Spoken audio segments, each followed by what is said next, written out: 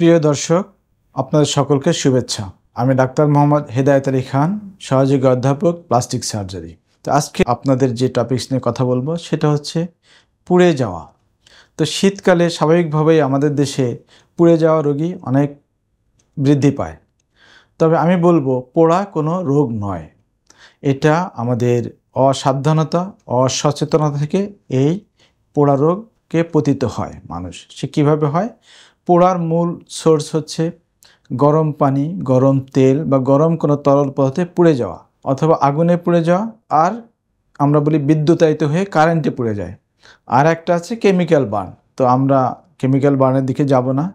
তো আমি যে কমন যে বিষয়টা এই শীতকালে হয় সেটা হচ্ছে গরম পানির ব্যবহার এবং আগুন পোহানো, তাপের ব্যবহার অনেক বেড়ে যায়। তো গরম পানির ব্যবহারের কারণে বা ছোটোখাটো আগুনে পুড়ে যাওয়া বা কারেন্টে যেভাবেই পুড়ে যাক না কেন, এই পোড়ার যে ধরন যাই হোক, প্রথম কাজ হলে পোড়ার সোর্স থেকে আপনাকে এফেক্টেড যে লোকটা তাকে সরাইতে হবে সোর্স থেকে।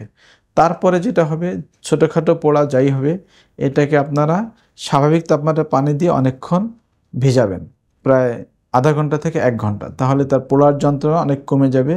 এরপরে আপনি সেখানে কমন একটা অয়েনমেন্ট পাওয়া যায় আমাদের দেশে, সিলভার সালফার ডাইজিন, বিভিন্ন নামে, seal cream, seal burn, burn seal, বিভিন্ন নামে পাওয়া যায়। যে কোনো আশেপাশের দোকান থেকে পাবেন, সেগুলো ব্যবহার করবেন এবং নিকটস্থ কোনো ডাক্তার বা চিকিৎসা কেন্দ্রে যাবেন পরবর্তী ম্যানেজমেন্টের জন্য।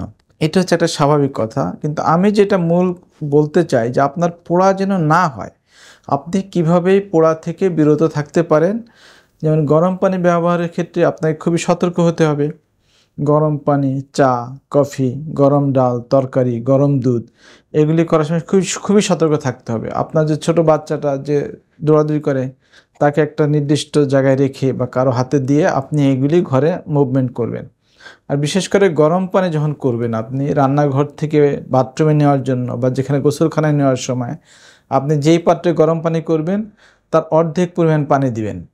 পানি গরম হলে সেই গরম পানিতে আবার স্বাভাবিক তাপমাত্রা পানি দিবেন, দিয়ে পানিটা ভাজানো হইল এবং কম তাপমাত্রা হইলো, তখন পানিটা বালতিতে ঢালবেন, ঢেলে সে বালতি সহকারে মুভ করবেন। এটা হচ্ছে মূল নিয়ম। দেখবেন যে গরম পানিতে পোড়া রোগী অনেক কমে যাবে। চা কফি খাওয়ার ক্ষেত্রে আপনার যে ছোট বাচ্চাটা আছে তার হাতের নাগালের বাইরে এবং বাচ্চা কোলে নিয়ে কোনো মা বা কোনো আত্মীয় কেউই চা কফি পান করবেন না। এবং বাচ্চাদের ব্যবহারের গরম পানি ব্যবহারের আগে, বাচ্চাদের গোসল করানো যে গরম পানি করেন সেটা একই কথা, নিজের আগে পরীক্ষা করে নেবেন পানিটা কতটুকু গরম, সহনীয় কিনা। এবং অতিরিক্ত গরম পানি দিয়ে গোসল করানোর কিছু নাই বা ব্যবহারের কিছু নাই, এটা খুবই সতর্ক থাকতে হবে। এরকম ব্যবস্থা নিলে গরম পানির পোড়া থেকে অনেকে আমরা মুক্ত হবে। এরপরে আসি আগুনে পুড়ে যাওয়া। আগুনে পুড়ে যায় সাধারণত কীভাবে? আমাদের মারা, বোনরা বা ছেলেরা যেভাবে রান্না করে, সকালে গ্যাসের চুলা অন করলেই, বদ্ধ রান্নাঘর থাকলে তাহলে গ্যাস লিক হয়ে আগুন লেগে যায়। এই জন্য রান্নাঘরের জানালাটা আগে খুলে নেবেন, এরপরে চুলে আগুন জ্বালাবেন। এবং রান্না করার সময় আপনারা সবাই একটা ম্যাকেন্টোস বা প্রোটেক্টিভ গাউন ব্যবহার করবেন, যাতে সহজে আগুন লেগে না যায়।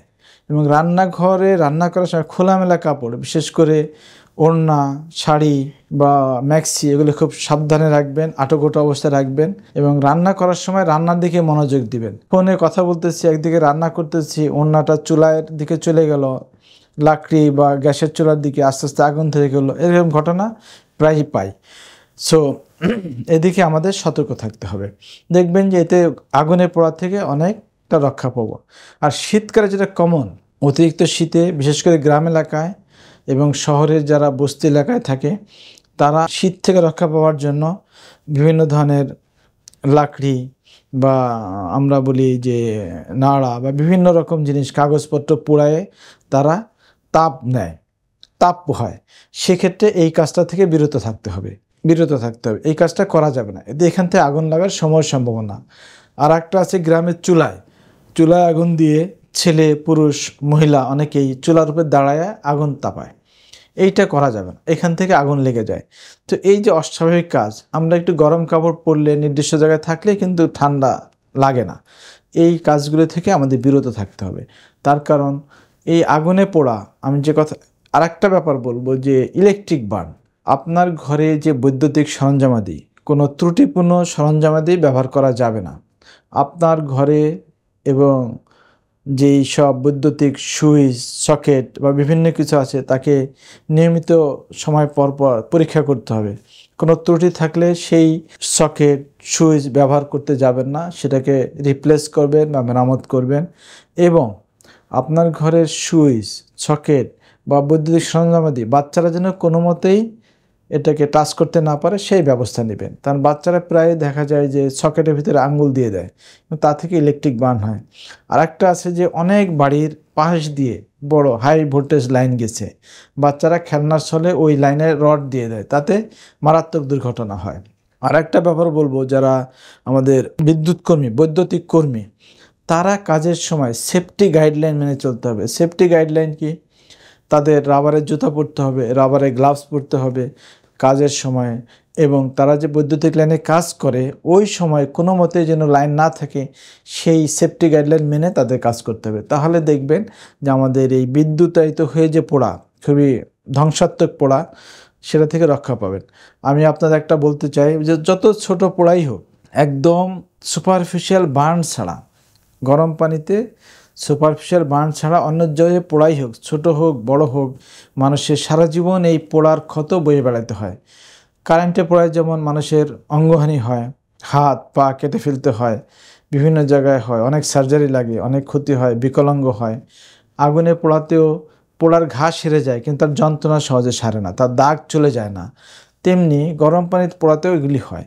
এই জন্য আমি বলবো, এটা যেহেতু কোনো রোগ না, আমরা এই ভোগান্তি, এই সাফারিংস রেজাল্ট টেনে আনব না। আপনি মনে ধরবেন যে আগুনে পোড়া বা যে কোনো পোড়া রোগী শুধু তার নিজেরই কষ্ট না, তার পরিবারের কষ্ট, এবং তার যে কর্মক্ষমতা লোপ পাইল, কমে গেল, তাতে সারা দেশের জনগণেরও উপরে তার প্রভাব পড়ে, এবং আমাদের তার থেকে যে আমাদের কর্মক্ষমতা পাওয়ার কথা সেটা আমরা পাই না। এই জন্য আমরা সবাই যদি সচেতন হই তাহলে আমরা এই পোড়া থেকে রক্ষা পেতে পারি। আপনাদের সকলকে ধন্যবাদ।